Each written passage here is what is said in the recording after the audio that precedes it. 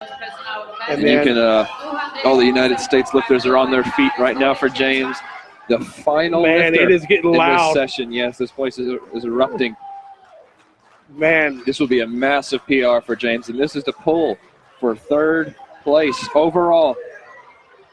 How can you wait till Saturday? Oh, I can't, Jim. All right, let's go, James. Come on, James. He's got the strength. He does. Does he have the mind for it? The grip is the only thing. Can he maintain grip of the bar on, and James. Put everything together right here? Oh, Jim! Oh, yeah! Hold it, James! I think that's a good lift, Jim. That's a good lift. That's going to be a good lift. All right, James. For James Vang. All right, so there's been some people who's been asking me about like some tips I can give off of a deadlift. So I'll just kind of break down 3 tips that I see a lot of people don't think about. So if you look, the picture to my left is when I do my actual deadlifts, which is my sumo pulls. And to the right, you'll see me do a deficit conventional deadlift. But the idea is I want you to think about the way your arm, your quads, or your legs and your lower back kind of forms this triangle. And this little tip will kind of help whatever deadlift form that you have. But the idea is if you want to deadlift the safest, where you don't have any back problems in the future, this is what I would recommend you try to work towards. Now, not everybody's going to deadlift like this, but the idea is for you to try to form this the best way that you can. And if you can't get into this position, then the idea would be you need to improve your flexibility and improve your mobility by either doing a lot of hip stretches, foam rolling around the hips, foam rolling around the back, you know what I mean, and stuff like that. So tip number 1 is try to form a triangle with your body. And hopefully this will kind of help you be able to grind a lot more weights, and it'll help you get stronger in the future. Because again, if you're deadlifting and you're having a harder time staying in this position, then you know there's a good chance that you might hurt yourself as you continue to get stronger and stronger. And what happens when you get hurt? You get set back. All right, so here is tip number 2. Now, tip number 2 is trying to create the most amount of tension that you can before even performing the lift. So tip number 1 is, again, trying to find the right position so you don't get hurt.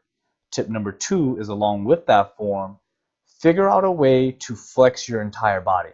Now, if you notice in my setup, I'm flexing my lats first, because again, the upper back is, for me, the hardest position for you to flex, right? The second thing that I do as you watch is once I set my lats in position, I like to keep my elbows really close to my body and keep that tension there as I'm slowly going down towards the bar. Now, as I slowly go down towards the bar, the moment I grab the bar, in many ways, I'm going to use the bar to kind of pull myself into position.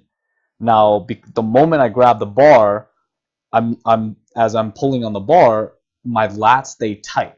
Now, the next thing I do is I get a complete stretch in my hamstrings all the way up, and then I flex my hamstrings as I bring my butt down underneath the bar. So pretty much what I'm trying to do is get my hips underneath the bar.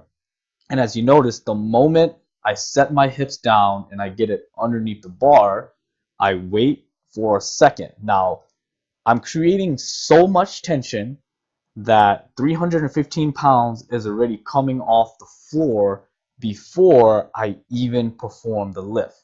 So again, figure out ways to tighten every single muscle that you have before you perform the lift. And as you set, you should feel tension building up. There should be crazy amount of bend on the bar. And again, if there's not enough weight, then the tension that you create should already even pull the bar. So if you watch again, I'm not even trying to pull on the bar. The bar comes up literally halfway up my legs just from the way I set up and just from all the tension that I created with my body. So tip number 2 is create the most amount of tension that you can before you pull by learning how to flex every single body part. And a tip for you to work on that would be You know, if you know that you're not staying tight in one area, master one area at a time, and the better you get at it, the less you have to think about it, and then add a different area. So for me, the hardest part was the upper back. So I practiced the upper back. The second one was the hamstrings, and so on and so forth. All right, so for the last tip, right? And I feel like a lot of people don't do this, but the last tip is to be super patient with your setup. You know, everybody, when they think about the deadlifts, you know, they get kind of rowdy and all this, you know, and that's fine. You know, get aggressive, get kind of crazy, but before you get crazy, before you get rowdy, before you activate all that aggressiveness that you have within you, be very, very patient with your setup. Now, again, if you watch, I'm going to apply step number 1, where I keep that triangle, and then I create the most amount of tension with step number 2. And as I'm doing all of that, I'm taking my sweet time, because you got to remember, as you get stronger and stronger, you can get hurt doing this weight. So why wouldn't you want to make sure that your setup and everything is super perfect before you even perform the lift?